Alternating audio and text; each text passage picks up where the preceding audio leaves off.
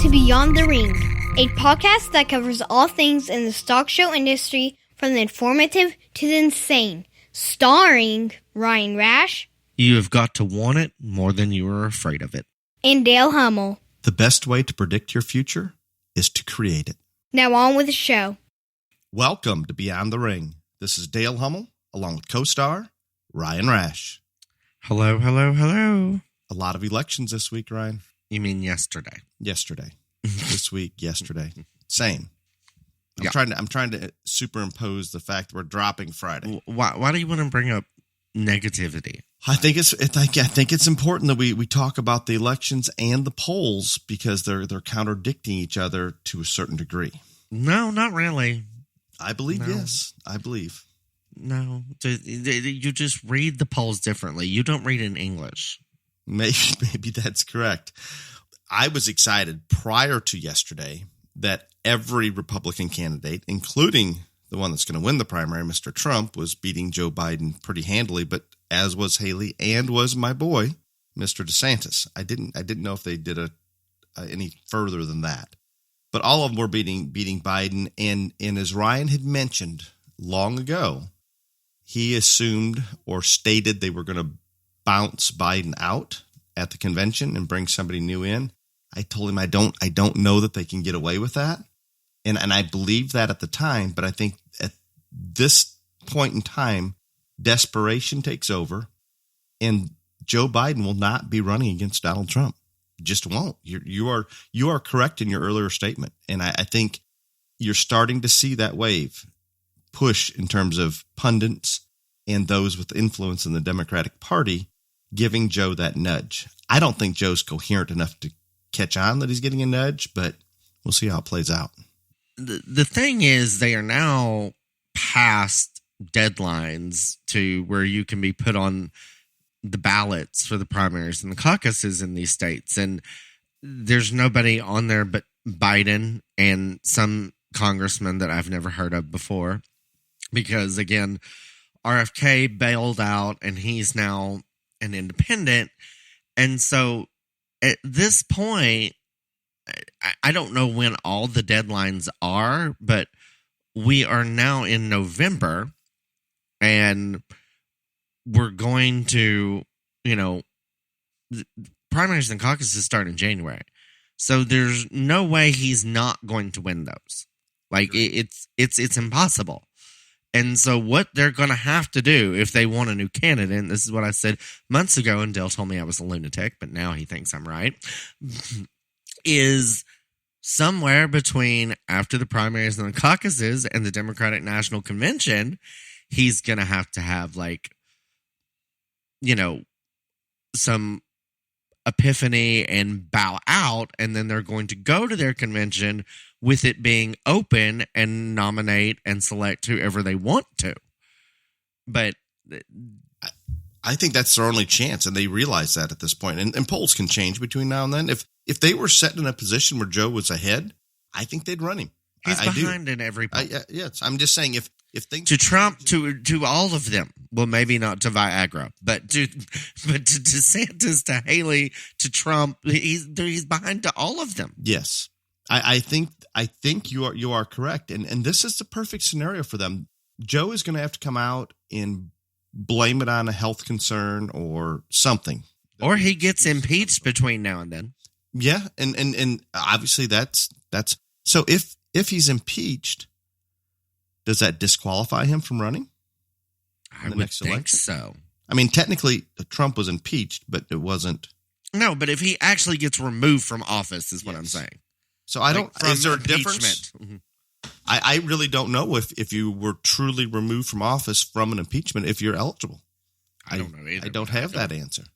But I mean, something's got to. So they could throw that through the. I mean, there's a paper trail, and I'm sure our listeners, if they've watched the news, you can see the checks cut from the Communist Chinese Party to the shell company of Hunter, from Hunter to his aunt and uncle, from the aunt and uncle directly to Joe at, I think, $40,000 and one at $200,000. They have the checks. On the checks from other members of the Biden family, it states loan repayment. Well, that's interesting to me.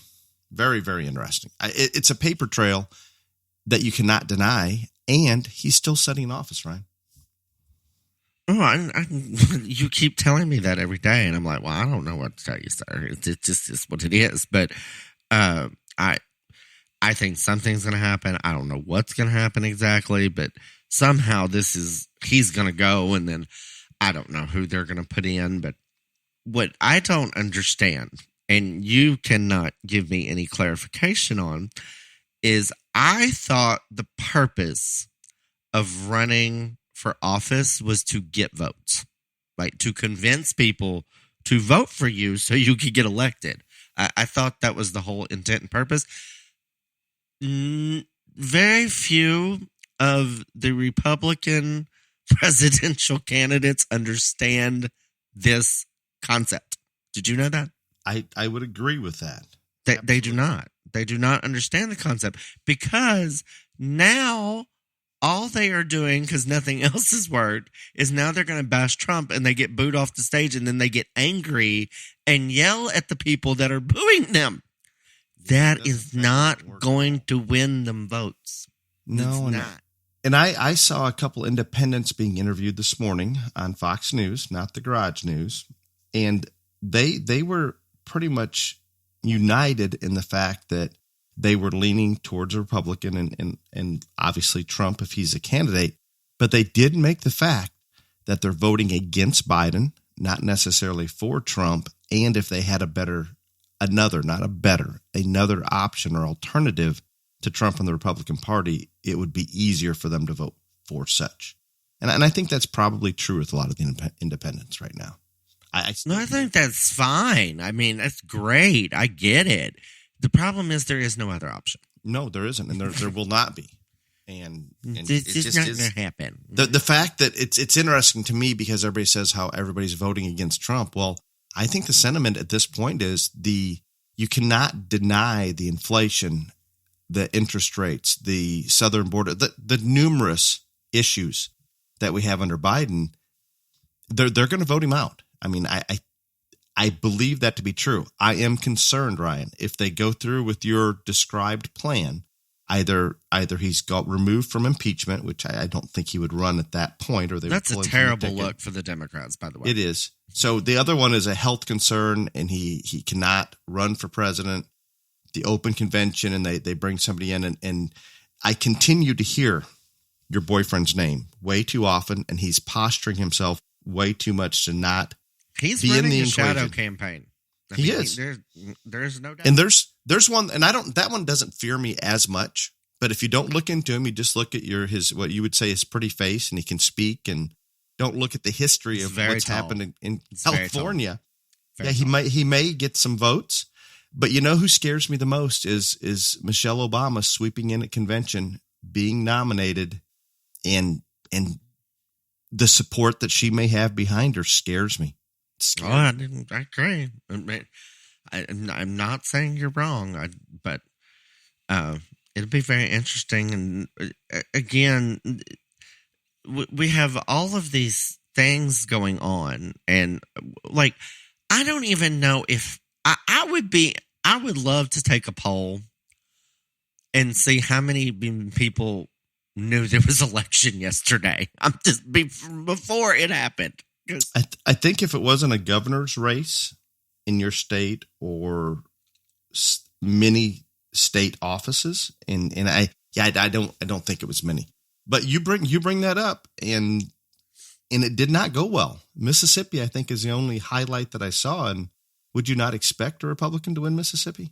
Yeah, and they said it was close. Yes, that concerns me. I'm going to be honest. I don't know how there's a Democratic governor in Kentucky, and he's wildly popular.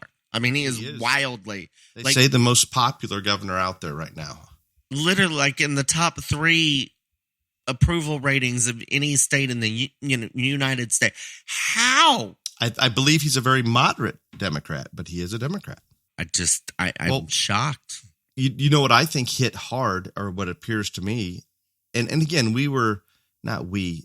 And that man, I do want to say the man in Kentucky, Brashear, and if I pronounce your name wrong, I'm sorry, but like he ran away from Biden. He did. He's like, he said that administration's a disaster, all this other stuff. Like, he didn't embrace any of Biden's policies or whatever.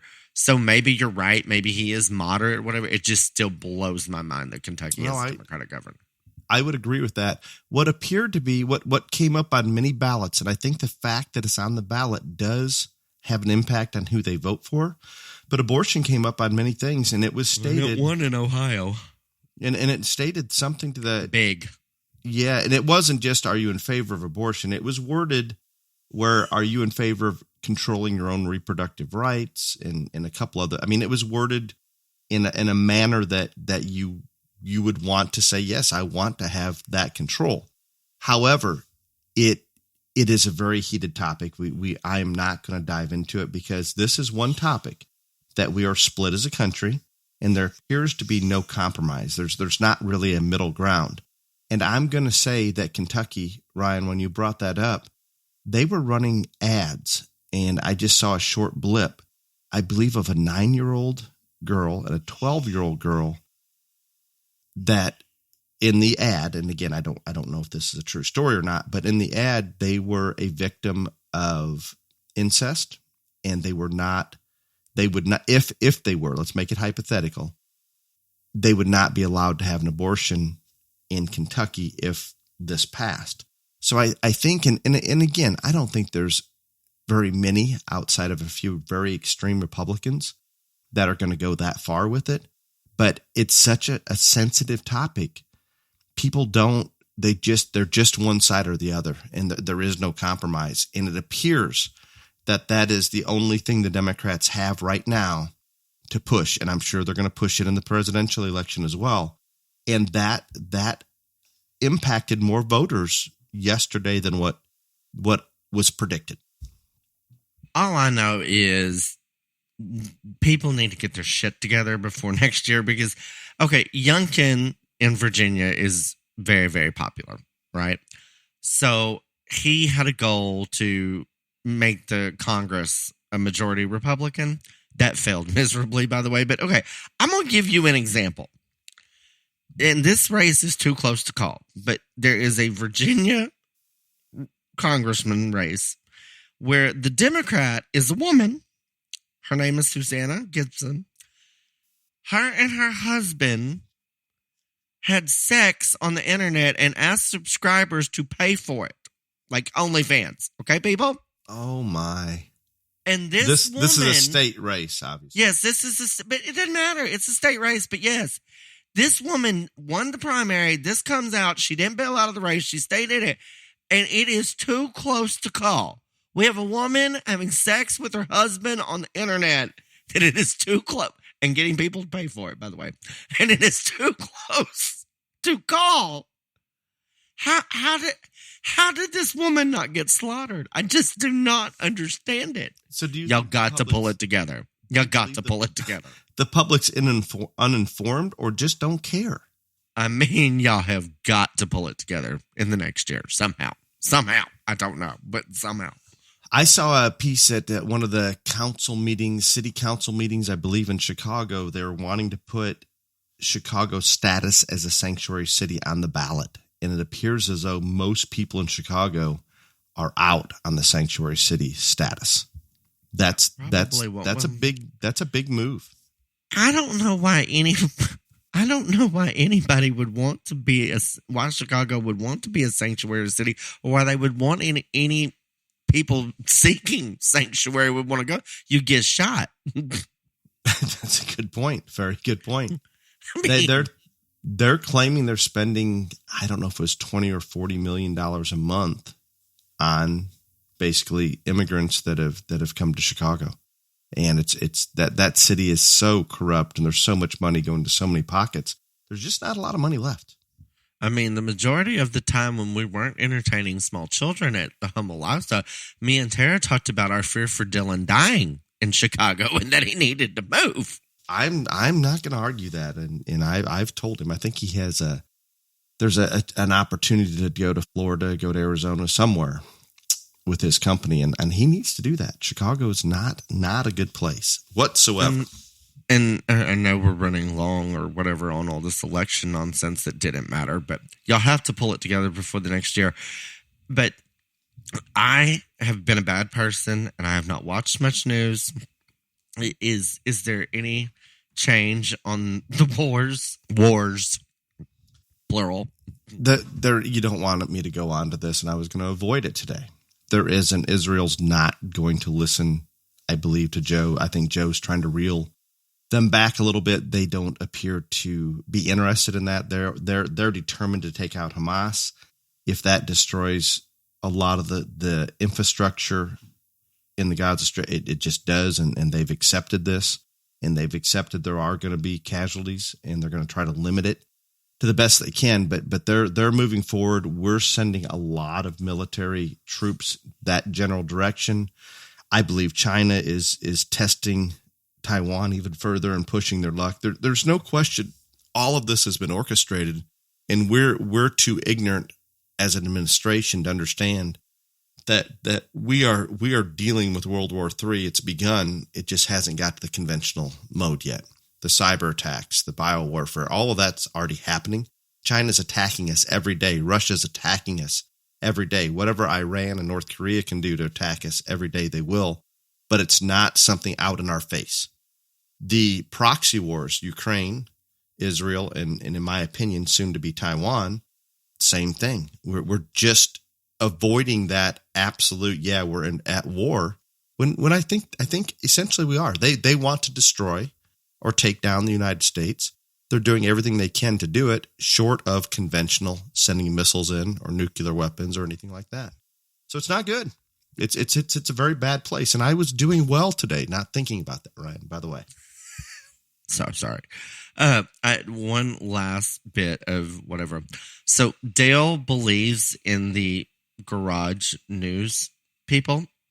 Mm-hmm. He likes them because I don't watch them enough, but I do appreciate because they say all the things that Dale wants to hear, and none of it's true. But I mean, they still say it, so he still likes it, even though it's literally made in a garage. But anyhow, so do you know what I saw from your garage news company this week? That I think you see it more than I do because I get notifications. You do not get notifications.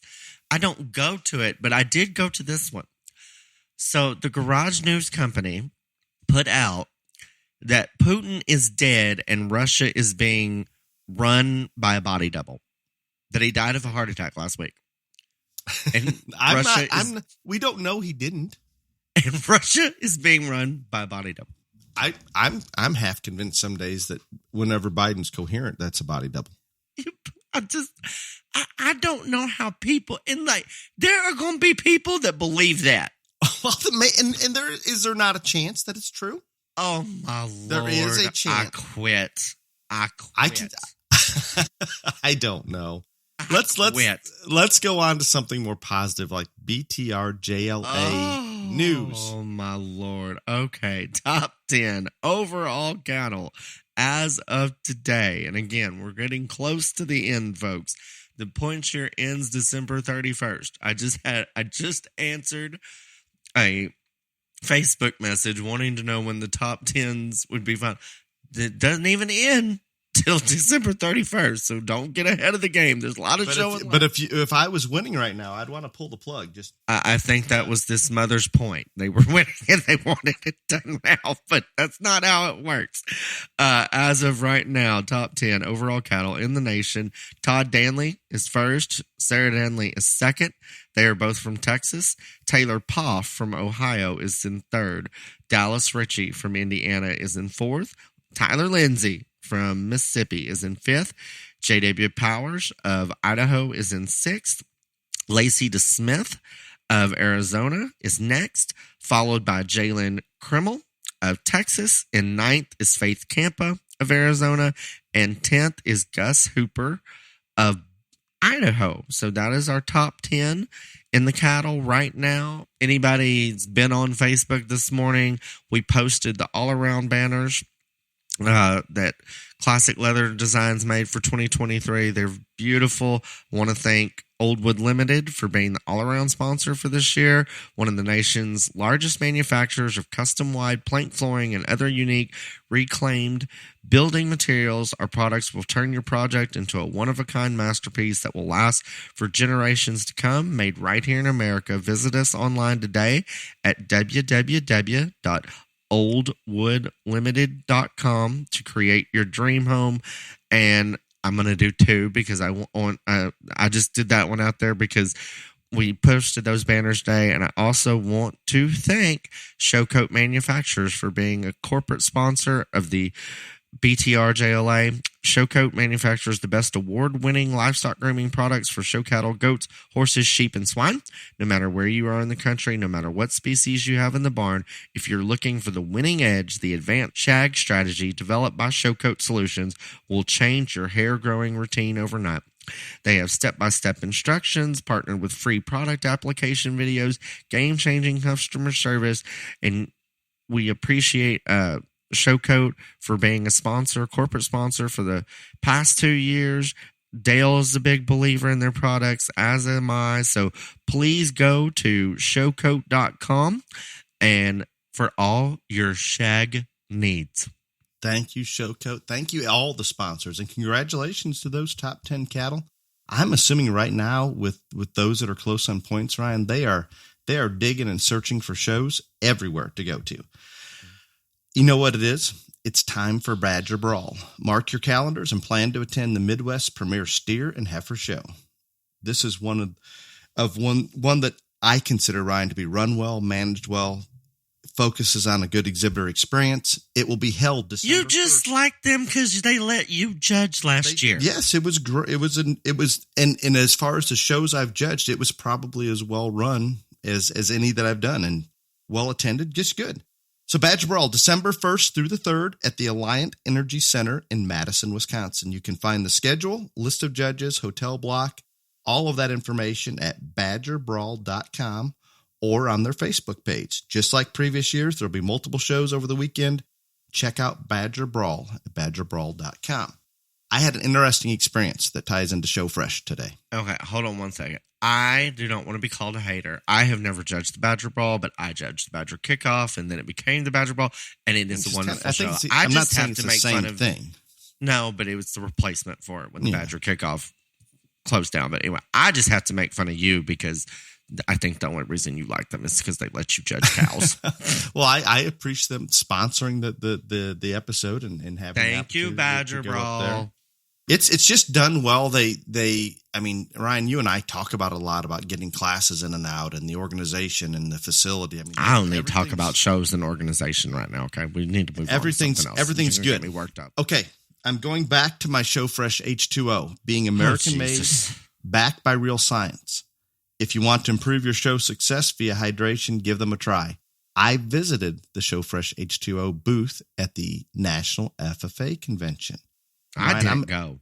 I'm a terrible storyteller, but I'm going to try to incriminate myself a little bit. So while at the booth, some people had come by, and I was visiting with them, and I was introduced to this young lady. I don't remember the specifics, but I was a little bit speechless, Ryan. You would not have been. You would have handled this much, much better. And it was sure by I handle most things. This was just a very simple comment. I think introduced me, and she says, "Well, yes, I listened to you in the shower," and for some reason that got me a little bit. It should probably not have, but it did. I mean, I'm sure my face got a little red. I didn't say much. Katie was standing there next to me, and I think she noticed that I was a little uncomfortable. Mm-hmm. That would not have bothered you. No, I didn't think. I thought about that during the time. No, I mean it would have to be way more out there than more detailed. Well, no, I mean no. It's just like people listen to podcasts, listen to music, listen to all kinds of things. Yes, I get it. I don't know why it hit me a little odd, but it just did. It just did. So it was a good National FFA convention, and I just had a little time to go over to the booths in the college area. I didn't. And for anybody that emailed or messaged or whatever, I went to Dale's. We did the judging contest, and then I flew out the next day. I never went to the convention. So just because I was there in Indy during it and I posted about it did not mean I had a booth, did not mean I was there. I'm so sorry. You were right there. You were right there downtown, right there in Blue Jacket Central. 2 Central. nights. Yeah. But in the first night, I don't even think they hadn't even moved in yet.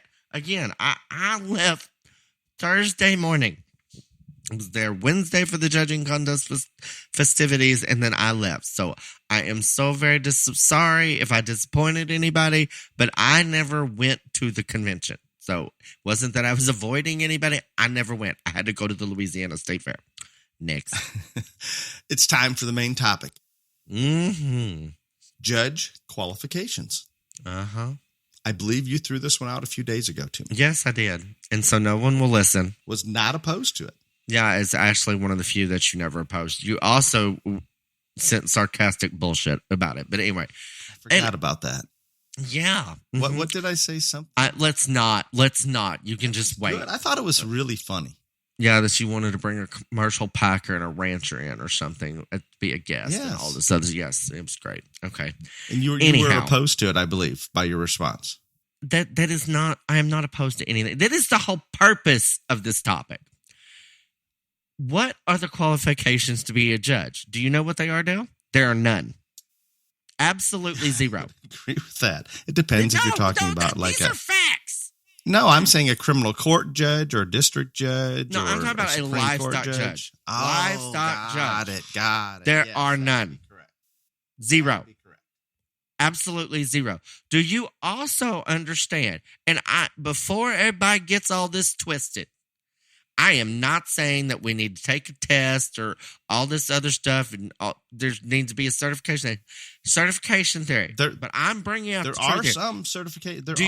Do you realize that any other type of livestock show, you have to be certified? Horses, dogs. Do you realize that? ABGA boar goats. Again, and I'm not suggesting that, but I'm just saying we have no qualifications. None. Okay. Time out. Do you think those that in the horse side and the rabbit side, and I'm not very familiar in there, but I have experienced the ABGA side a little bit when we show with them. Do you think that any of those certification processes are successful or beneficial? I have no knowledge in the horse industry or in the dog industry or any of those, so I don't know.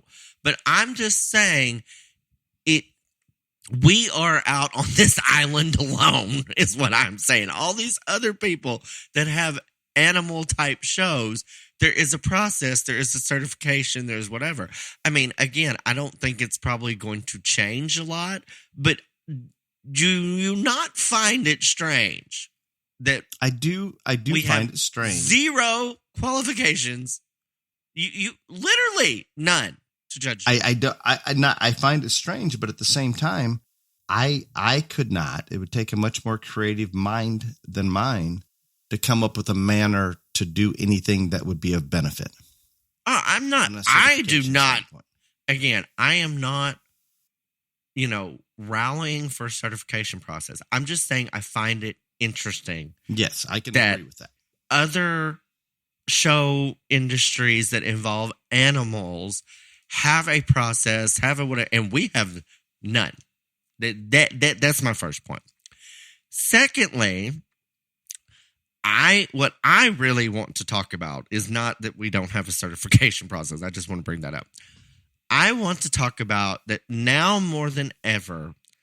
I think, even though there are zero qualifications to judge a show, I think we are more divided in this industry than ever on what those qualifications should be, even if we had them.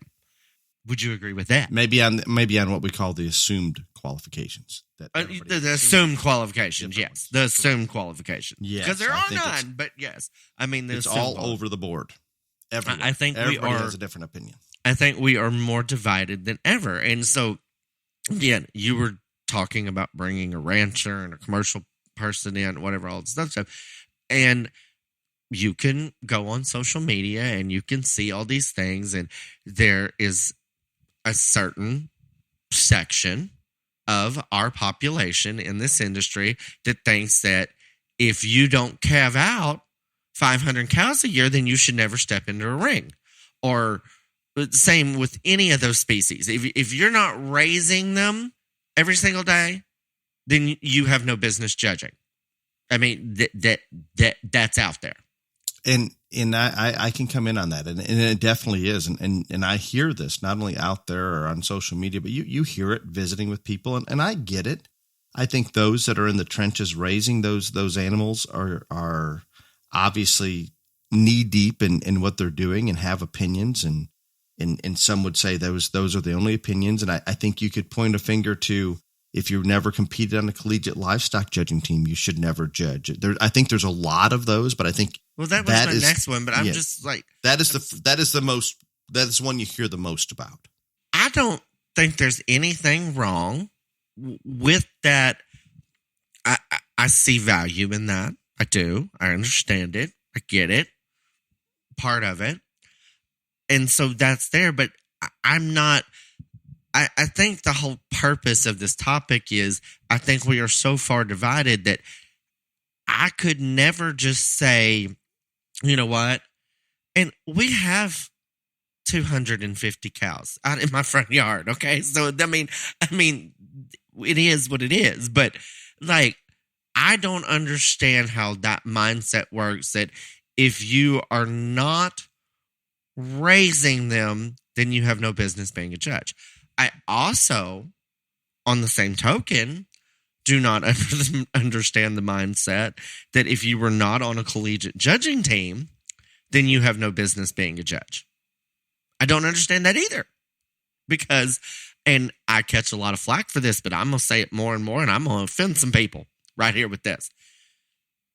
I love the livestock judging team thing. I think it's great. And I wish I had taken more advantage of it younger, but it taught me things that I have taken with me the rest of my life and changed my life. In that single experience, changed my life more than any other experience that I have ever had. Okay, I am telling you that, and it is the truth. It also did not do one damn thing to prepare me to step in a ring and judge a show. And that is the truth. And we've had this discussion many times, you and I. And Chris Mullinex is going to be ready to kill me after this. But I'm just telling you, it's just. Okay, I think you've presented a very accurate statement. I'm going to take the other side, that I've coached collegiate judging for a good portion of my life.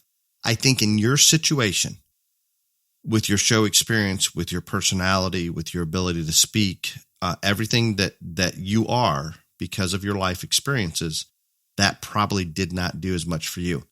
I think some of those young people, maybe myself, that are not as comfortable, or were not as comfortable at one time speaking in public and things like that. I think any experiences like judging and presenting oral reasons, I'm not saying the technical side of it as much as just making yourself get out there and speak or give reasons. I think a lot of those things develop you as a person that will help you once you get in the ring in terms of communicating what you're seeing and so forth. It does not make you qualified to do it or not qualified to do it. But I think there's in my mind, there's no question. There's aspects of having to make those decisions and having to speak at least in front of one person in that reasons room, or convey to your coach or other teammates what you're seeing. I think those things undeniably help you communicate better and help you get through maybe that fear of speaking out and just talking about things. So again, I'm not trying to argue with you that I learned something from a technical standpoint that is going to make me the better judge out in the show ring, but rather the multitude of experiences that go along with that. And part of it being traveling the country and seeing different operations. I think as judges, what we're doing out in that ring is nothing more than a product of our environment. And our environment is maybe what we did, calving those cows out at home or raising goats or whatever it may be. Maybe it was that visit to the South Texas Brahman cattle operation, or maybe it was, in my example, spending a summer in Australia working on Angus cattle operations while I was in college, visiting with some of those breeders over there. All of those things definitely impact why I have certain beliefs and why I select certain things in the show ring or in just breeding cattle or everyday life. So I think there are experiences on the judging team that contribute to them being more comfortable in the ring and maybe presenting themselves a little bit better. Can we agree on that? I get what you're saying. I want to bring it. I think the whole oral reason thing. Okay. I think that is the reason, that part of the judging process where you have to go, and I don't think it does anything for you speaking in front of a crowd because it's just one person. Okay. So I argue that part, but I think what you were saying is where you have to convey why you placed this class the way you did to somebody. I think that is the reason that forever and always it has been a thing that you have to be. One of the assumed qualifications is that you needed to be on a livestock judging team. So you can, once you get out in the ring, on the mic, convey that to the crowd and the exhibitors that are there. I think that's why that is an assumed qualification. I understand what you're saying. I do think that is beneficial, even though I don't think it does anything for a public speaking type part thing, because talking to one person and talking to 100, way different. But and I don't believe it. I don't believe it should have to be a qualification. I'm just saying that no, I'm it not may saying have helped you do, but I'm saying I think that part of the livestock judging team process is why it has been an assumed qualification. Agreed, completely. Because placing 4 in a class in a judging contest is not anything like placing 4 in a class in a actual show or anything like that. But I think the oral reasons part is there. And there is a section of the population, just like we talked about on the other side, that believes that it has to be that way. That if you did not go through this, then you have no business in the show ring. I can't see that any more than the fact, I can't see that as a hard and fast line any more than you have to calve out cows every year or spit out piglets or, all these other things to judge. I just don't see those as lines in the sand, I guess. I think, again, livestock judging changed my life. It didn't do anything for me like judging a show. I think you bring up some valid points. I'm not the typical person, obviously, but I also want to bring up that because I'm going to say that collegiate, there are more people that have gone through the livestock judging team process that short shows more than any other. Would you agree with that? I would, and not always just because I went through that, but that's just the section of the population that we're bringing in to judge shows. But yes, and no question there. And I want to come back before I forget, because I'm capable of getting distracted easily. I think in your situation, Ryan, the fact that you went to so many shows from a very young age before you ever started any livestock judging per se or at a serious level, that you had already comprehended people describing livestock at shows, watching them short shows. Not only did you attend, but you've made the comments on here, when you're not back there getting cattle ready or whatever, you would actually watch and listen. Oh yeah, I was as a young child. So I think that's way different than the majority. So I think you had a lot of those things about how people are talking livestock at a show and the mechanics, everything about a show. You already had your mind pretty well set before you even started seriously in a livestock judging team. Where I think a lot of people that maybe don't travel to as many shows, or even just people outside of Texas, you can almost say in some situations, where they're getting the livestock judging experience prior or more of than they do getting out to shows and listening and things. So I think there's a lot of reasons there, but I am not questioning that it has not changed anything you're doing in the show ring, nor necessarily benefited you. No, and I realize that I am in the less than 0.1%, that when I wasn't washing, drying, whatever, I showed all species, I was up at the ring watching anybody. Whether I agreed with them, didn't agree with them, whatever, I was the weird child that all I wanted to do was watch the show. And Not because I wanted to watch my friends, because I didn't have any, but I wanted to see what that person out in the ring did and what they had to say and why. And again, I am still, it is a curse to this day, because Dale has been with me at shows when I have nothing, no reason to watch or anything else. No dog in the fight. I am still that person that if I'm going to be there, then I'm going to pay attention. I'm going to watch it. I'm going to listen. And sometimes it is very bad, very, very, very bad for me. But so I understand that, and I appreciate that point. But we were talking about how the fact that you and I both believe that a larger percentage of people that judge shows do come from the judging team background. And I'm not saying that's correct, but it is part of it. And a lot of people that have a desire to judge shows are in that path. Yes. And I think that is correct too. Do I think people that are successful or go down that path get more opportunities? Yes, because I'm telling you, coming from Texas, I can't tell you how many times that they will call the livestock judging team coach at a university and say, send me the names of who you think would be the best to judge this county fair, or this jackpot show, and all this. So that is a big part of how they get those opportunities. But on the same instance of you've got to raise these things, or you can't be in the ring, or you have to go through the collegiate livestock judging process, or you shouldn't be out in the ring. If either one of those were the fix, okay, then we would not have the issues that we have with the other side. If it was collegiate livestock judging is the answer, then you would never see someone that competed on a collegiate team step out in the ring and do a bad job. And I'm sorry, I've seen it. It happens. Same way with being a breeder. If that was the fix, if that made you absolutely qualified beyond all doubt, then you would never see someone who bred sheep go out there and do a bad job. I've seen it. What about, do you think it's important, and we're just talking all species, market, breeding, just throwing it kind of all together. Do you believe it's important to be able to evaluate, say, composition, fat versus muscle, as a judge out there? See the difference? Yes. I think it's in either breeding or market. Yes, I think it's very important. What about skeletal integrity? You're asking the wrong person, because I believe it's more important than almost anybody out there doing it.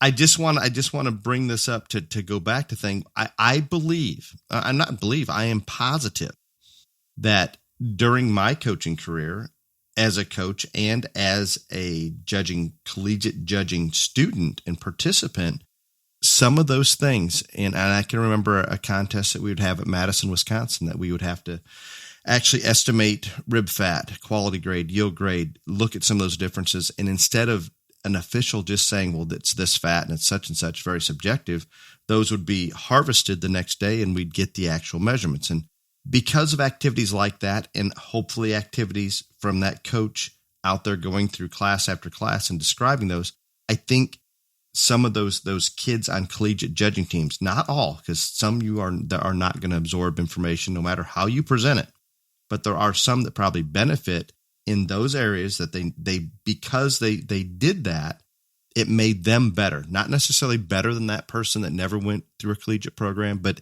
it made them as individuals better at evaluating composition or skeletal integrity in terms of flexibility of joints and how those animals got around the ring. So I think all of those things may enhance that person's ability to see differences. And I think that's important when they get to the ring. And that's just one part of the accumulation of their life experiences that will eventually determine what type of animals they're selecting in the show ring. And I think that's how it should be, that accumulation. And that's why we hire different judges. And Ryan, you're one that says that everybody's going to have a different opinion in there. It may be close. One may be closer to another and some may be way off, but that's just part of it. And that's a good thing. And I agree with that, as long as they're described accurately and there's justification for such. So all of those things come into play. And again, I don't think it qualifies or disqualifies anyone, but I think some of those things, and I'm just going back to defend a little bit on the side of the judging team. I think it brings some of those. Still, I saw the shrine to your judging team coach days at your house. I understand. You're dyed in the wool there. I get it. I understand. And again, I'm not against it. I'm just trying to bring out information to talk about here. Do you know what would have been the worst experience ever? What? I feel for Dr. Skaggs. I feel for him. Oh, he's bald because of me. There's no doubt. But I mean, I can't change that. It is what it is. He won. So there you go. Because he's a little like me on that real world side and wanting to know what the carcasses are going to be like. He has no problem telling people I'm the most difficult person he ever had to deal with. Again, the results were there. All right. So move on. It was worth him losing his hair. But another thing that I want to bring up here, and this is me. This is something I think I am of the belief that I don't think that if you are, I'm not against breeders judging in any species, but I also think that if you are an Angus breeder, maybe you shouldn't be judging Angus cattle. All species and all breeds. And Right. maybe summarize it as, if you're going to benefit financially on how that show ends up, that is my, I guess, disqualification, or we need to put more thought into it. And because when you will benefit financially in a positive or negative way, depending on how those animals you line up end up doing in that show, I'm not saying it's impossible, but it is very difficult for you to give a non-biased subjective opinion. And that's my belief too. And I stand behind that. And again, I think let's just take any species you want. There are competent, capable, established judges in every single breed of every single species. There's enough around that you should never have to use one from that particular breed because of what you're saying. Subconsciously or consciously, it is going to be very difficult for that person to be completely unbiased because they know people in that breed. They have relationships with people, good and bad, with people in that breed. There is obviously their livelihood, their income is affected from the sale of that breed, all those things. So I don't think a person of that breed should judge their own breed. I am in the very few minority on that. Because obviously, more and more of these shows use their own breeders to judge their own breed. I'm not, and I also want to state, I do not think that everyone in every breed cannot go out there and do as unbiased a job as possible and do a nice job. I think it is more difficult. Yes, I think that it can be done, and it has been can be done too. And so again, I'm not saying it's a qualifier or a disqualifier. I'm saying that this is something that is out there, just like the judging team thing, just like you have to raise them, all this other stuff, that's a part of it. And is it a hard line in the sand? No, it's not.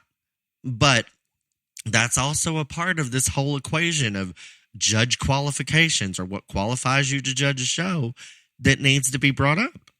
And I love where you're going with this, because I agree so much, Ryan. I think I'm going to take it further, that, and I'm just pulling on my past experiences and watching shows and evaluating what's going on. There are breeders out there that can go in and judge their partner or somebody they've sold animals to, or whatever it may. It can be done, but I'm telling you, even if you think you're out there doing it subconsciously, it's going to be hard. And I think it's when it's tied to one's livelihood, feeding their family, it is just about impossible to go out there and do a unbiased job and throw out the window that, if you use this one, it's not going to be positive for your operation or that genetic line or whatever, or we're going to burn this relationship with a very valued partner that benefits us financially. Let's be real about it. It can't, I'm not saying it can't be done, but it is highly, highly unlikely that those other assets or facets of your life that affect you financially are going to impact what you do. It just is what it is. And I'm not saying it's a disqualifier. I'm not saying that an Angus breeder should never go judge an Angus show. I'm not saying that. I'm saying and I think it's even becomes more important at the state and national level, the bigger shows, where it is going to have more of an economic impact maybe on their own operation. At a county show or a jackpot show that the world isn't watching, probably not as big a concern for me. I'm not saying we don't need judges to go in there and get those things right, but there's going to be less pressure by that person judging that also maybe happens to be a breeder. They're going to benefit less or be harmed less, irregardless of what they do. There are qualified and capable people in any of these areas that can go out there and be unbiased, fair, do a competent job. And there are just as many that will go out there and be political or do a bad job. I mean, that's just that. And I think that is kind of part of why there are no hard, fast, drawn lines in the sand rules on what qualifies you to judge a livestock show in our industry. And I'm not saying that's right or wrong, but it's kind of what it is. And I have one more of these things to bring up, and then I'm going to kind of go into a different take on this. But I think, and again, this is going to make some people hurt. There is a lot of backlash right now about judging team coaches and why they get to sort as much as they do. I think, and I'm not defending, I'm not qualifying, I'm not disqualifying. I think that when you, or the judging team coaches that I have known throughout the years, I think that they are very capable, by and large, of going out there and doing a very nice job. And so I don't know why there is so much backlash against them, but there is. I'm going to say the same for them as everybody else. Obviously, if they're training kids on animal evaluation, they have a background. They didn't go pull. I use this analogy a lot. They didn't go pull a used car salesman off the local lot in the college town and ask them to be a judging team coach. Okay, they got into that position for a reason. Does that mean that I think that if you are a judging team coach, you are automatically qualified to judge a national livestock show? Absolutely not. But more times than not, if you're in that position, everyone assumes you are. Would you agree with that, Dale? Absolutely. And I don't think that's right either. No. But I also don't like the judging team coaches suck. They should never get to judge whatever. I don't like that part either. So there you go. Agreed. And I think part of what, and you do, and it's social media is where I see some of the badgering of. Oh, I know. I hear it in person too. I mean, a lot more now than ever. I think even more than I hear against judging team coaches per se, even more than I do kids that are on a livestock judging team. You see what I'm saying? I do. I think part of it is they're an easy target. They can come out and say, well, that judging coach never calved out cows or fed out a bunch of feedlot steers or whatever. But you can say that about a lot of people judging a lot of shows. But I think because of that, that's the route they take. They're in education. They're not in the real world. Well, if they're, I promise you, if they're teaching, which most of them will, or even just coaching that livestock judging team at the level of competition it's at right now, they're spending day and night trying to train those kids. There isn't time to do the rest of it, to be out lambing or kidding or calving. That is their job, and that's what they're doing. So it's almost impossible to assume they can do everything. Maybe in their past, they grew up on a cattle operation. Maybe they were multi-species, whatever it may be. But I want to compliment Ryan. There's a reason that they're in that position. Yeah, this is what I said. They didn't go to the local used car lot and pull this guy off the lot. I want to take it just a little further, and I think I can tie it right in here. Ryan, there's something that we have not mentioned yet at all on judging qualifications. And it is, we haven't talked about what type of animal they're selecting. Do you want to know why I haven't talked about it? Oh, God only knows. Well, I think, again, it goes back to those life experiences. Everybody, depending on what part of the United States you've grown up on, how many different operations you've visited, whether you've been in the trenches or more academic, there's so many things that impact what type of animal you may want that you believe in. Whether my experience personally, traveling throughout the country and seeing the different environments, and I'll use cattle as an example. The same type of cattle that work right here in Illinois are not going to work in South Texas. The same type of cattle that maybe are very popular in Australia may not work in Scotland or New Zealand or Argentina, or all the different places that I've been so privileged to go and visit with breeders and get their philosophy. All of those things come into play in my mind. And there is no one exact animal, and you don't want to relate it to the commercial world at all, but there isn't that ideal in everybody's mind. We cannot agree on ideal. And it just is what it is. But if we can go out there and sort animals consistently, describe them accurately, be cordial, especially in a junior show, to those exhibitors, and get on the microphone and convey our message not only to the exhibitors, but those out in the crowd, the parents, grandparents, enthusiasts, whatever they are, and do it consistently and honestly, and take it with a sense of responsibility that you were hired. This is a privilege to come in and do something like this. Let's do the best job we can. Let's take it seriously. Let's make sure we're presentable. We show up on time. All of those things are done. And at that point, even if that is different than the type I would have used, if it was justified on the microphone and consistent, I believe you and I are both okay with that. No, and this is how you know Dylan, I don't discuss anything before the thing, because he literally just took where I was going to go. So, you have very valid points. And so what my kind of conclusion on this was, we've talked about all these different things that they don't qualify you or disqualify you. So if there were qualifications to judge, what should they be? I don't think it should have a damn thing to do with the fact if you're on a judging team coach, a breeder, a homeless person. I am going to say, for me, and I will state this out loud, I don't care what race you are, what gender you are, what sexual preference you are. I don't ever want to judge a show because I'm gay. I don't think that should matter. I also don't want to not be allowed to judge a show because I'm gay. And that happens more than it should.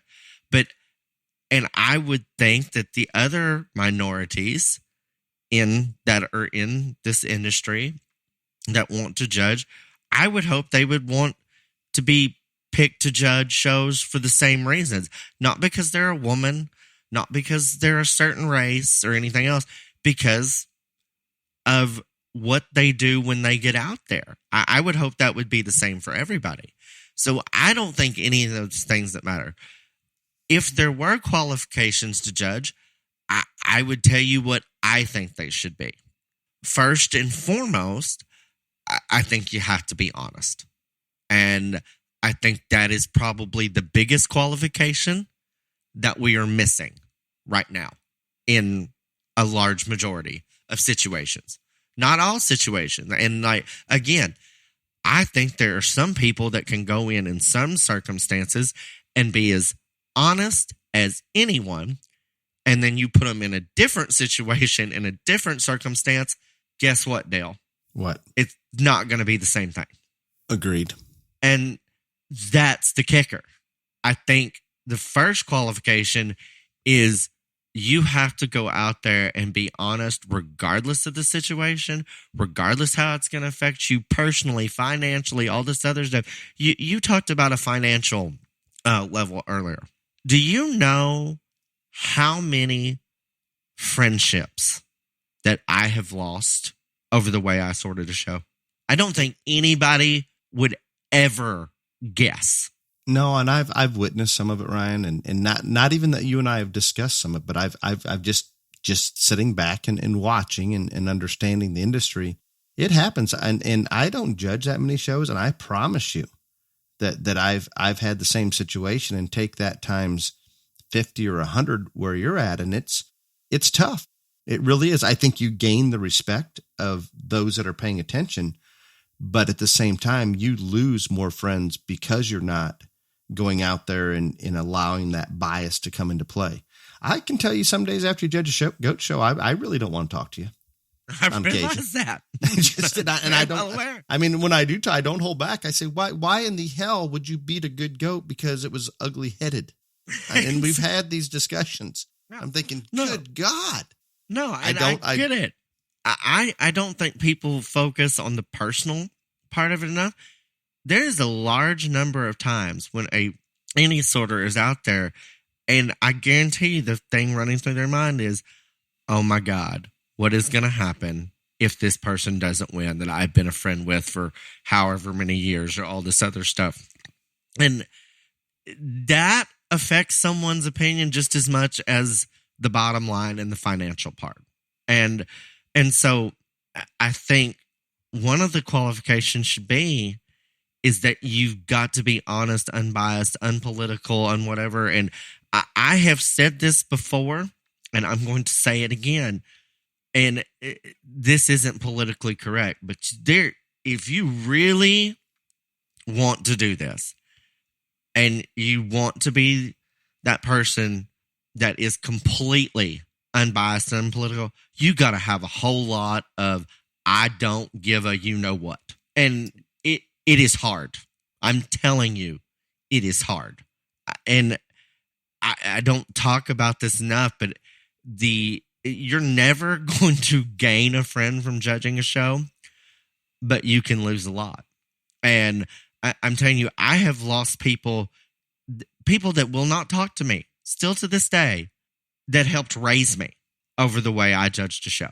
And I think there's not a whole lot of people. They have enough justification on that alone, not the judging the show, just having been around you. That's it. Yeah, that's it. Anyway. Go ahead. But sorry. There's not a whole lot of people in multiple circumstances that are willing to go there. And that part's hard. So being honest, regardless of situation, financial, personal, I think that's probably the biggest qualification. And Ryan, we didn't, and I want to tack on to that I never thought about this one prior. Sometimes, whether it's a show superintendent, manager, show committee, if that person judging the show knows who was responsible for bringing them there and they're tied to animals in the show, it is of the opinion if those animals do well, you may get asked back or recommended on to the next show or and things again, like that. Or recommended to another show. That doesn't mean you're friends with them or not friends with them, but there's another influence that we didn't talk about that needs to not be. Yeah, you may have no idea who that person is, but when they call you and they ask you to judge XYZ and it's a state fair or national or whatever, that is, and then they have animals out there, then nobody has to say anything. But I guarantee you in the back of your mind, and anybody that doesn't say this is lying. If they get along, maybe I'll get asked again, or maybe they'll recommend me to the next one or whatever. And we're all human. That's part of it. I mean, yes. and I think on the younger judges, those that are just going out there getting started, I think doing things that they believe will get them the next show, whether it be that or use the same animal that won a previous show or whatever they deem might be popular to get the next show, sometimes compromises their ability to just sort the livestock. And I understand that's their goal. They want to judge more shows. So they're going to do what they believe politically will get them more shows. And it's a hard battle to fight. It's present. It's out there. I think we need to be conscious of it. And as a young person out sorting shows, it is that much harder to do everything that you and I have talked about, Ryan, from a confidence standpoint, maturity standpoint, all of those things. And we haven't maybe approached that as much as I thought we would touch on, but when those animals have that show record that they've done really well, it may be and most of the time it's probably well earned or well deserved. But sometimes that ball starts rolling and the snowball effect takes place. That when they come into a show and somebody's going to just truly sort them honestly, and there's an issue there that has been overlooked because of the track record, sometimes those people are going to catch heat for it, and vice versa. Some will catch heat for using the same one when it's maybe not thought to be as good, but it goes there. There's so many factors that come into play. It's difficult. It really, really is. And we expect these judges to be able to do all those things. And gosh, I hope by just putting this out there and getting people talking a little bit more, I hope it gives a push that direction on all the things we're discussing. No, and so honesty is that first one for me, that it should be the biggest qualification. I think, and Dale touched on it earlier, I do not give a shit how you place the class. I swear to God, I don't. I mean, if I'm last, am I going to be super happy? No. But I honestly do not care how anybody places the class until they open their mouth. And you can line that up anyway, and then I'm going to stand there and I'm going to listen to you. And one thing that bothers me, and I'm going to put this out there are so many people that don't listen that the art of reasons is lost. Because I am so sick of the number of people that just go out there and say the same things over and over and over again. But nobody listens, so they don't feel like they have to try.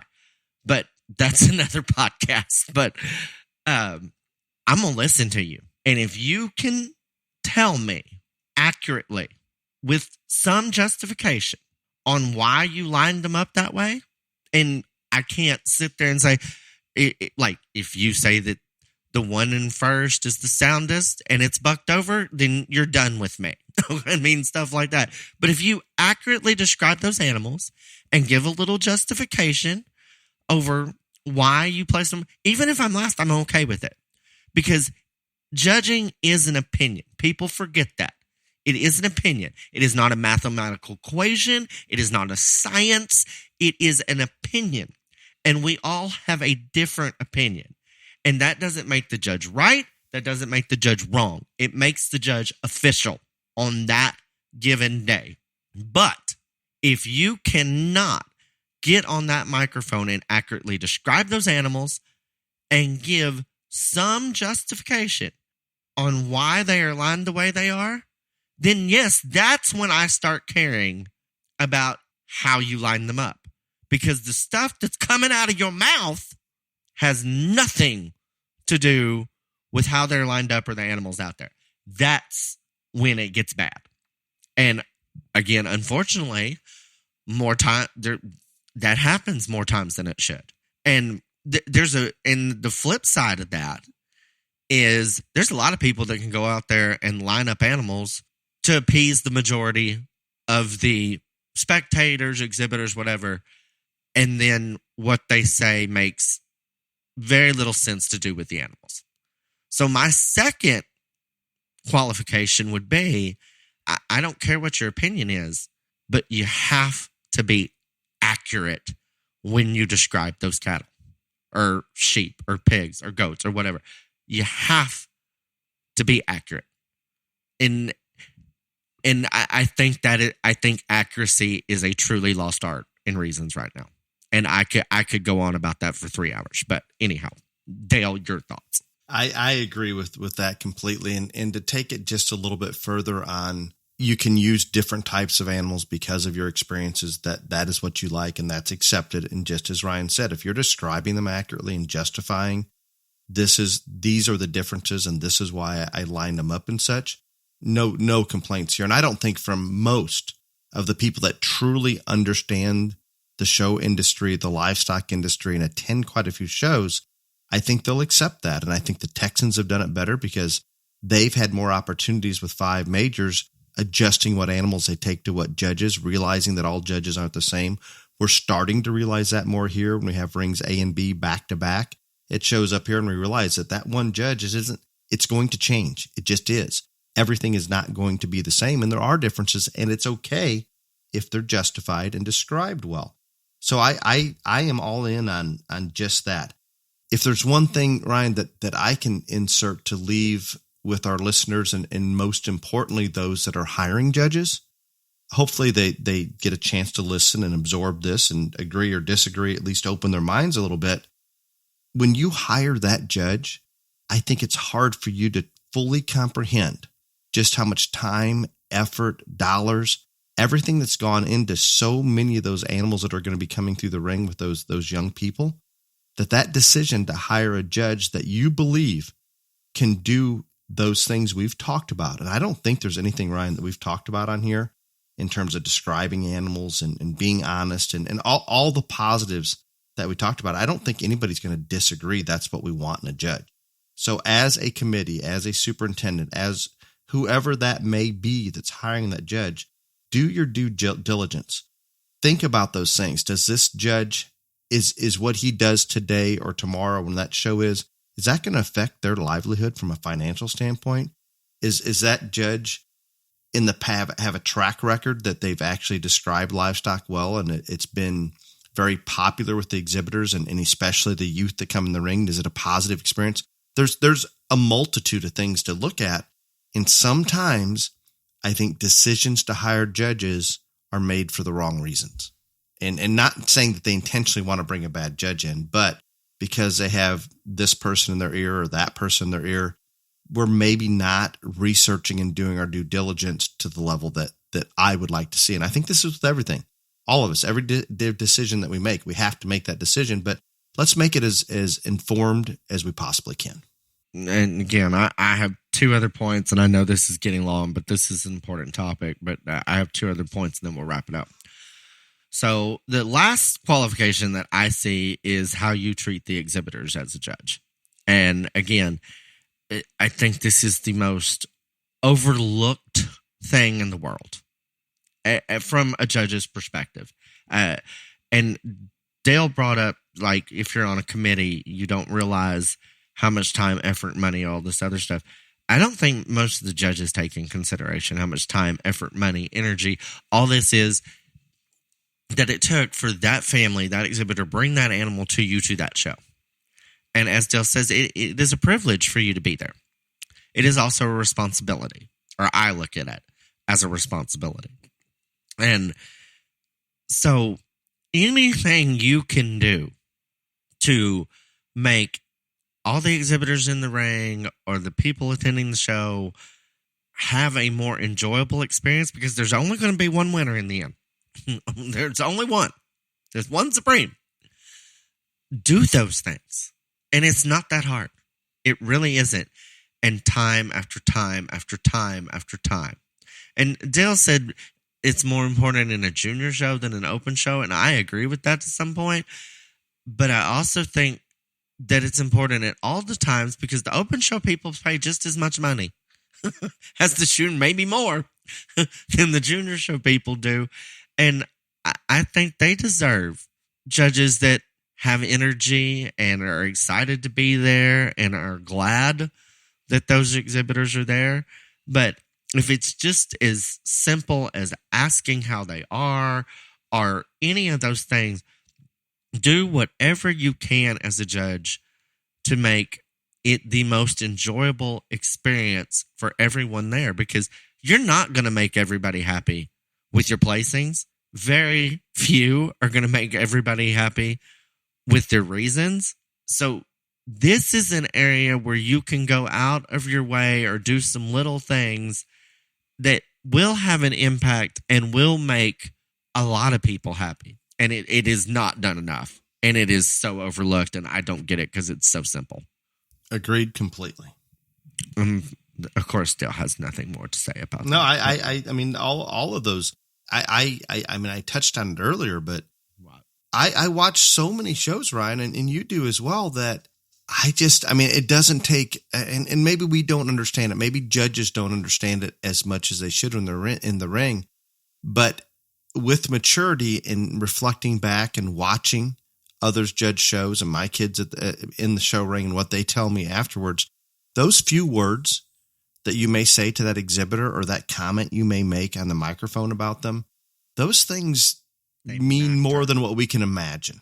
Yeah, they matter. And I understand the point that I think, and again, I'm going to hurt somebody's feelings and step on somebody's toes here. If they don't realize those things, then they have not shown enough.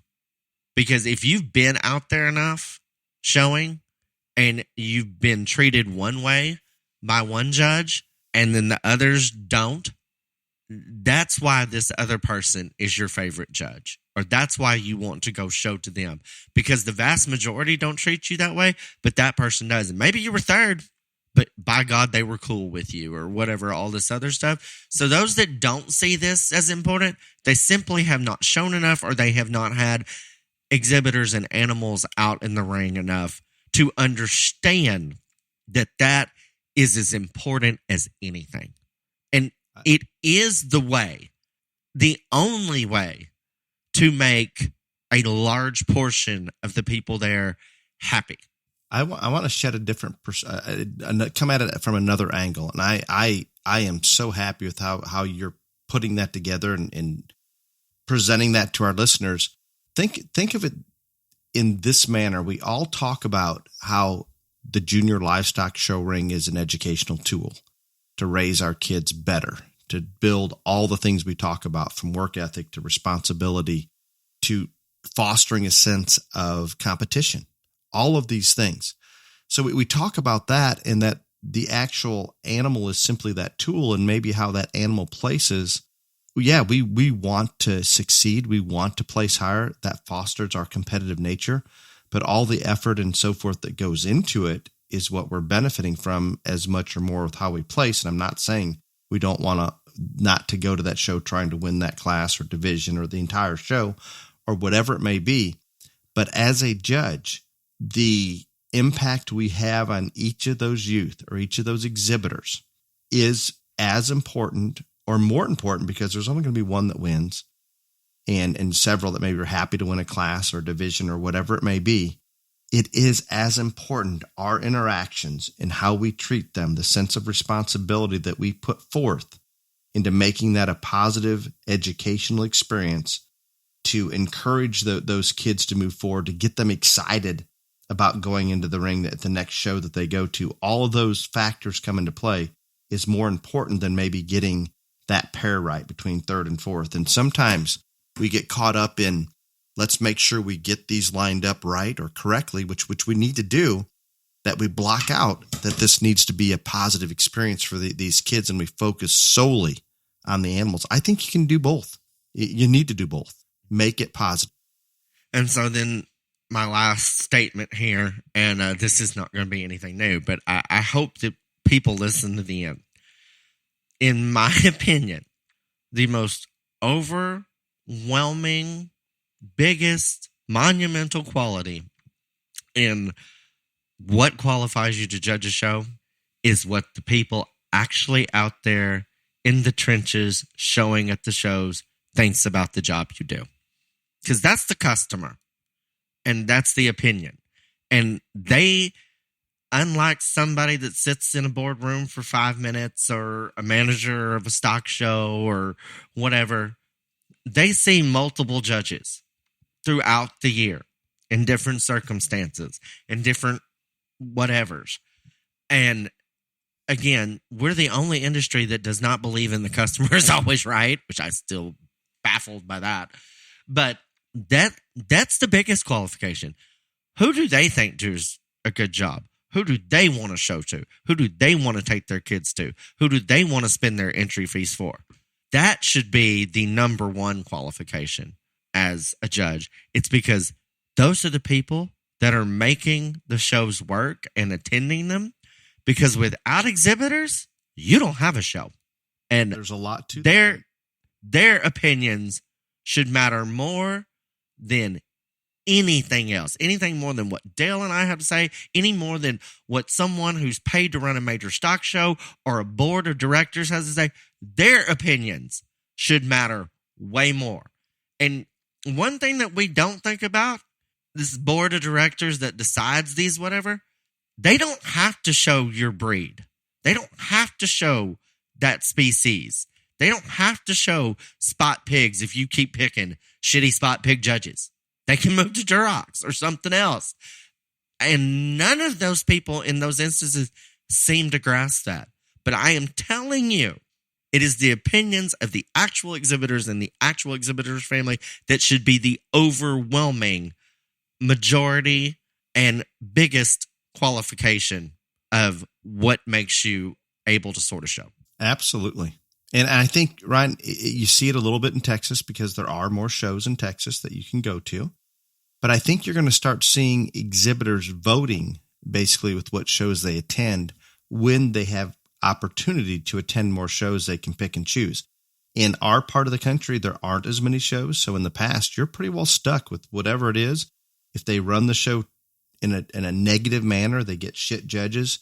That's one of the only shows we can go to. We're probably going to it as there are more choices. And I believe there are more and more, especially jackpot shows popping up. We can't increase state fairs, and maybe some national shows we can, but for the most part, there's X amount of county fairs and state fairs, but jackpot shows, there's becoming more and more of those. And I think people, if they think that shows run well and they have a qualified judge, they're going to participate. If they think there's one of those factors that's missing, they don't need to go. They can go to somewhere else that weekend. And I hope that continues to happen. That makes everything better. Ta-da. Are you ready for question and answer? Oh, my. Well, I thought this was a wonderful topic. I did. I thought my topic, nobody will like it, but I thought it was great. What I liked is I don't think you and I we were it felt very down to earth. We didn't even argue as much, which maybe makes it less entertaining. No, because I let you off the hook because I saw your shrine to your judging team days, and I just let you just go ahead and vent. So we I'm didn't. right and you're wrong. And there's going to be another topic that we didn't address in this one, and that is the basis. It is my belief there has to be a basis for everything we do in the show ring in terms of just something to keep us a little bit on track. And I always go back to the real world, except for goats. But we'll have that topic later. But that will stimulate plenty of argument between us. Plenty. How about a sponsor for question and answer? Do you have one of those? Yeah. Basic Animal Health, the Leonard family with Leonard Truck and Trailers. But Basic Animal Health, their company, is the question and answer sponsor to the Beyond the Ring podcast. If you will go to www.basicanimalhealth.com and buy one of their products, which is Get Health, Show Focused, or Trailer Ride, at the checkout, if you will use the code BTRJLA, we will get a portion of the proceeds of that purchase to help pay for BTRJLA awards. So please, again, use the code BTRJLA when you are purchasing products from Basic Animal Health at their website. And we appreciate the Leonard family and Basic Animal Health for their sponsorship of the question and answer portion of the podcast. Thank you, Basic Animal Health. Are you ready? Sure. I did pull these questions up as we were. I was distracted a couple times, and that I was trying to find questions. The first one, Ryan and Dale. I had the privilege to attend the National FFA Coaches Clinic. I am so appreciative that you guys took the time to answer questions and give your insight. I forgot to ask if you are available to do something similar at state ag teacher conferences. This is for you, by the way. I get this question about several different things, whether it's showmanship clinics or speaking, whatever, all this other stuff. I have a die hard and fast rule. And if I can't do it for everybody, then I'm not going to do it for anybody because I just don't understand any other fair way to go about it. And so I like doing what we did at the National FFA Judging Contest. Honored to be there. Had a lot of fun.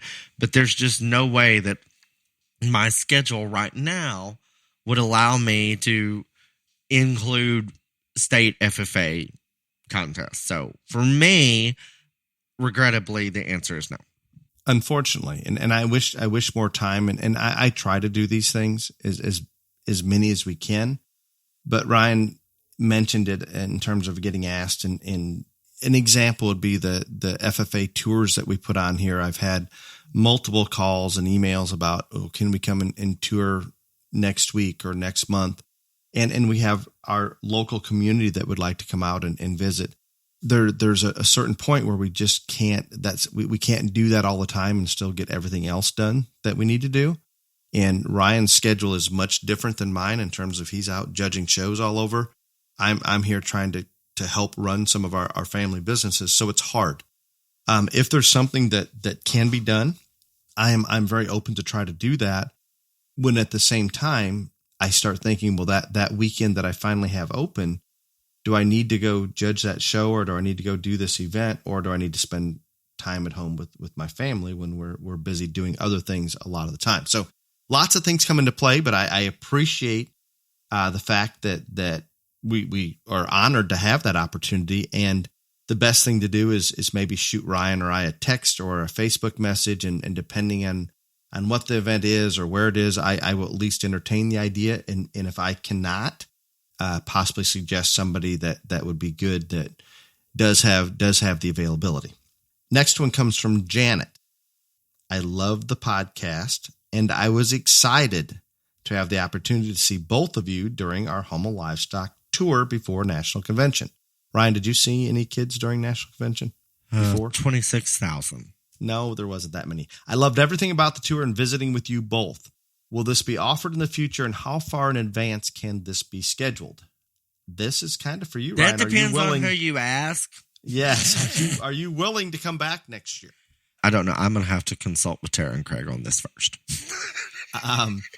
So Janet, yes, we were excited. I don't know, Ryan. You were here for most of the day on Tuesday. Most of the day, 10 hours. You left before it was Halloween. There were at least 2 tour buses and several vans that came after you left. I announced on the podcast that I would be there from 8 to 5, and I was there. So, okay. There you go. So with that, I don't know how many kids we had come through. We did have a sign-in sheet. Not everybody got signed up. 26,000. No, there was not 20. It was a lot of chapters that were able to come through. I am so appreciative that you wanted to stop and thankful that you did. It was a very big day. I don't know that we can physically handle any more people from a parking or just from the logistics of it.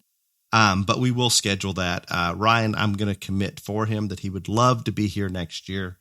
And I'm not very. I have to have a roundtable discussion with Craig and Tara, and then I will get back with you people. I am not very good about scheduling things in advance, but for the most part, we will set the day or two aside just prior to convention. I know a lot of schools wanted to come after convention. Because of our schedule, it did not work, but we will do our best to set 1 or 2 days aside that in advance that we're happy to accommodate whatever we can. With that, the final question. And this one, actually, I found Clifton sent this one to us. It must have came in through email, the one that I don't check. This one comes from Jordan. Hi, my name is Jordan, and my children show both heifers and show pigs in South Texas. The more we're looking into supplements, we're noticing that certain ones so they can fix certain areas. For example, Fitter 52 can slim the neck of a heifer. How does it know to slim the neck and just the neck? And with pigs, there's a few supplements to gain fat. And I was told that 2 different supplements can gain fat in 2 different areas. How is that possible to contain where fat is gained or taken away in localized areas? Thank you for your time. I'm just going to be quiet. Did you see that question when Clifton texted? I think he texted. And I just left it alone because I knew it would just send you into orbit. So I'm just going to let you go out there into the stratosphere and just orbit around all. These are your questions. I have made this very, very clear on supplements in general. I just don't believe in a great deal of them. And so, again, I want to say I have had no experience with any of the ones that this person asked about. So I'm not. Yes, and we're not trying to point fingers. I am not condoning them or, saying they work, because I have had no experience with them. I'm going to be honest, I had never heard of that one.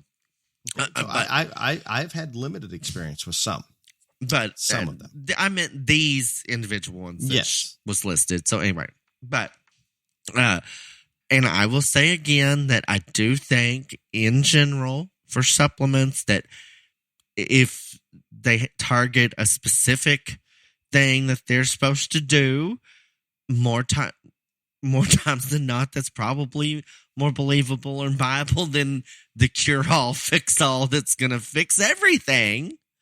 But I think this person has answered their own question. How does that happen? So again, Dale, you like this question way more than I do. And I couldn't help myself if I tried. And so just go right ahead and just okay. And I'm going to keep it very short. Where is Fugate when we need him? Mr. Fugate, come here. He believes in all the supplements. He believes in them all. Okay. And I don't want to use individual supplements, but there are some, I believe, Fitter 52 or some of our cattle supplements to slim the front end, or Fresh and Feminine, or any of those things that burn some fat. I think the concept there, and I can't speak for all of them, and I'm just generalizing here, but if we bump the lysine content, we're burning the extra amino acid lysine, and that's causing us to use up some energy. So it's going to probably pull some fat. It's going to put us closer to a negative energy balance where we can pull some fat off an animal. The concept is good. And biologically speaking, we deposit fat in different areas of our body. Let's say in a situation, you may deposit fat subcutaneously before intermuscularly, before you would deposit them around your internal organs. All of those things are different in different species and even a little bit within the individual animal. But for the most part, there is an order of fat deposition in terms of how they put the fat on. There's also an order of how they're going to pull that fat off their body in a time of negative energy where they need to pull on those body reserves. So just be careful. I think it's hard for a supplement to only put fat on in one part of the body or contribute to fat in one part of the body. If it so happens that is the first biological portion of the body that fat is likely to be deposited in at a higher rate, yeah, maybe, but guess what? Any form of energy would probably do the same, and the same thing when we're trying to pull it off.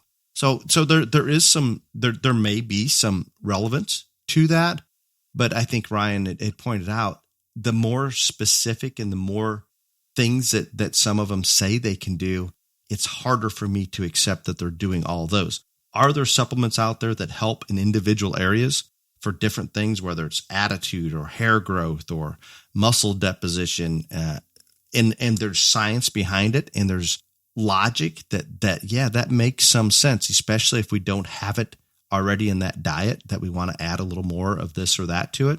It's possibly good. So Jordan, I think Ryan was right. You've kind of answered your own question. If we just insert a little common sense, we can answer some of these questions for ourselves. So nothing by any means. I'm not trying to be negative on the supplement industry. I'm just trying to make sure that people do everything for a purpose and make sure that purpose is justified and real, because we can talk ourselves into a lot of things. I enjoyed today's episode, Ryan, very, very much. And I appreciate you didn't fight you on the topic. I think it was one of the more down to the earth episodes. So I'm sure we'll have fewer downloads than normal, but it was good. Well, it's my topic, so nobody can listen to it. So it's fine. Until next week, be safe. Y'all come back now, you hear?